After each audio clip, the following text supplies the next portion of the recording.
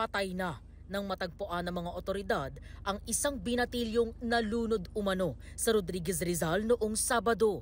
Ayon sa barangay, may kasamang kaibigan ng biktima nang mangyari ang insidente sa Marikina River Spillway sa barangay San Isidro.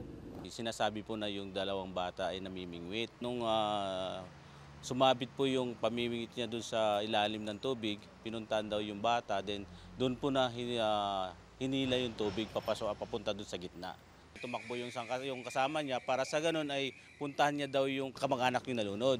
Ilang tanod daw ang nakasaksi sa insidente na agad nagsagawa ng search and rescue operation. Nag-umpisa kami ng 5:30. Tapos nung dumating po ng 9 o'clock sa gabi ay pinahinto na namin dahil nga po delikado na rin po para sa mga rescuer natin na lumangoy pa doon sa area dahil nga doon sa ilalim ay may mga batong malalaki.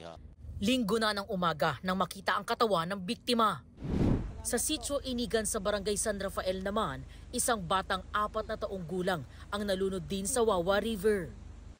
2 oras na paglalakad po mula rito sa aking kinatatayuan sa bahaging ito ng Wawa Dam, nalunod umano ang biktimang Kinder 1 student.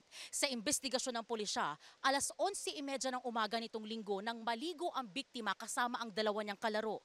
Isang saksi ang nagsabing pumunta pa raw sa kanilang bahay ang mga bata bago magtungo rito sa ilog. Ilang oras ang lumipas, 2 bata na lang daw ang bumalik. Dead on arrival ang biktima sa ospital.